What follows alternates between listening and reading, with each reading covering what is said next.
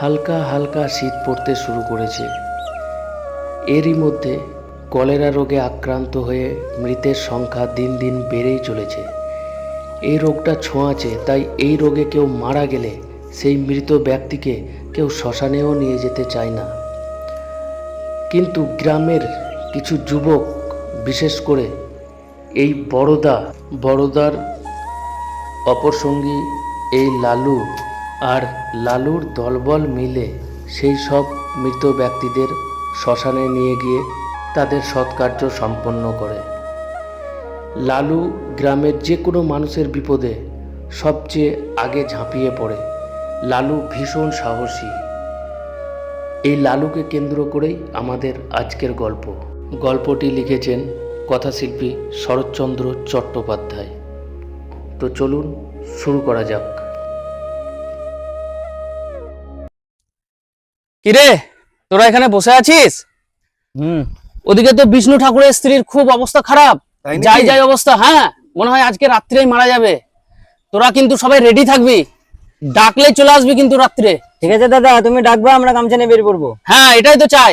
সমাজে এর থেকে পুণ্যের কাজ আর কিছু হয় না, বুঝতে পারলি তো?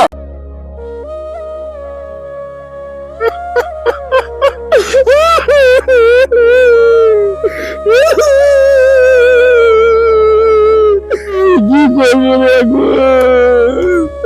কি করবো,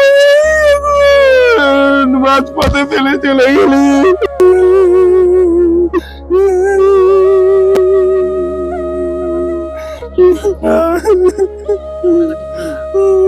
আমরা আছি তো আপনার পাশে, আমরা সবসময় আছি। আমরা শ্মশান নিয়ে চলে যাব, কোনো অসুবিধা নেই, আপনি চিন্তা করেন না। লালুকে বলে দিয়েছি ও ছেলে পেলে নিয়ে চলে আসছে। আপনি একটু শান্ত হন, ঠিক আছে? আর চিন্তা করবেন না, সব ঠিক হয়ে যাবে।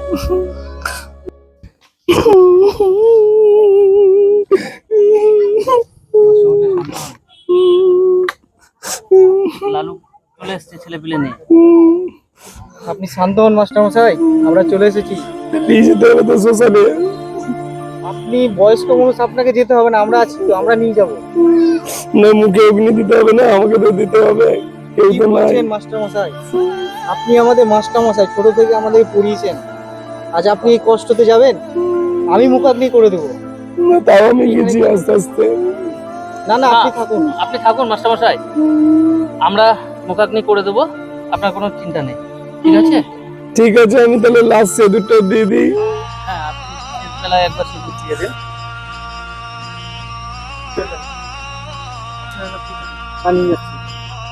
বলো হরি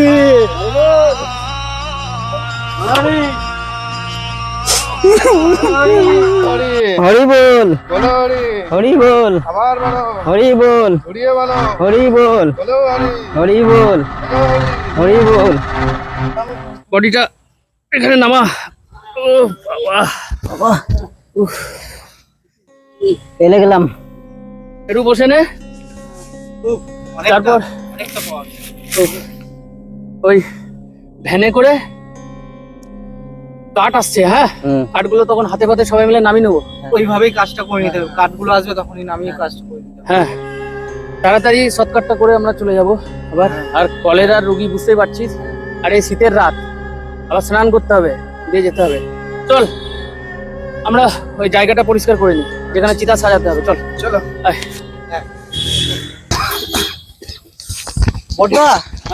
মোটামুটি সব পরিষ্কার হয়ে গেছে।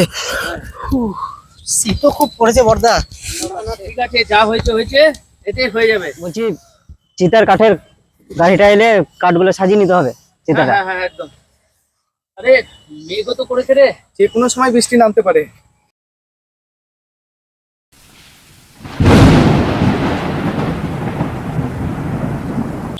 বৃষ্টি চলে এসছে। চল পালা।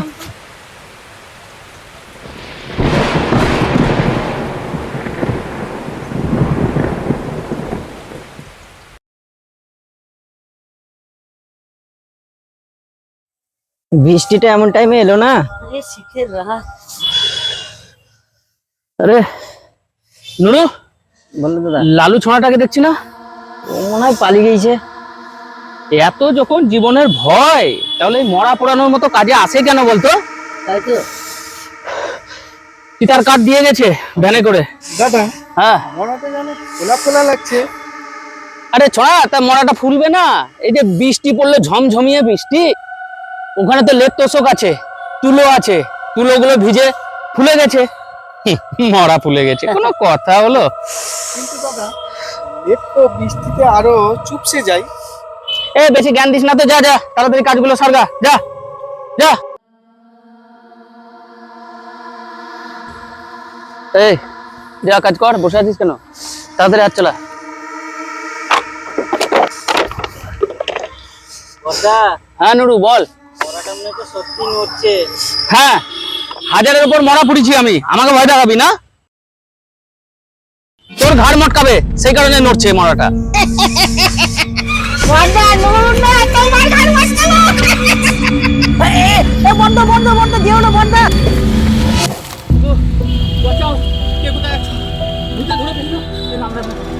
আমি লালু, এই নুরু, ওই হারাধন, আরে আয় রে।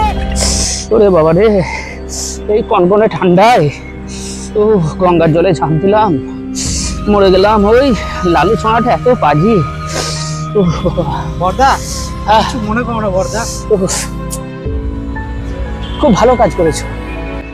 উফ, না আসলে বর্দা এই বৃষ্টিটা হঠাৎ করে শুরু হয়ে গেল না, তোমরাও চলে গেলে, নুরুও চলে গেল, হারাধনও চলে গেল, আর আমি মাস্টার মশাইকে বলেছিলাম মুখাগ্নি করব, আমি আর ফেলে যেতে পারলাম না বর্দা। বৃষ্টি শুরু হওয়াতে আমি কম্বলের মধ্যেই থেকে গেলাম।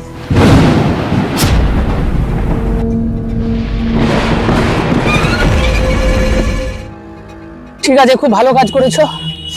তাড়াতাড়ি মরাটাকে দাহ করো। এমনিতে কলেরার রোগী, শীতের রাত, কলেরার রোগী তুমি ছুঁয়েছো, ওই চাদরে ঢুকেছো। তাড়াতাড়ি করো, মরাটা দাহ করে গঙ্গা মাটি মেখে চান করে চলো বাড়ি চলো। ঠিক আছে বর্দা, তাড়াতাড়ি করো। হারাধন চ। লালু হয়তো জানে না লালুর দুষ্টুমিতে আমি এতটুকুও রাগ করিনি, বরং মনে মনে আমি এটাই চাই লালুর মতো সৎ, সাহসী ও পরোপকারী ছেলে প্রতিটা ঘরে ঘরে জন্ম নেই। পৃথিবীতে লালুর মতো মানুষ বারবার ফিরে আসুক।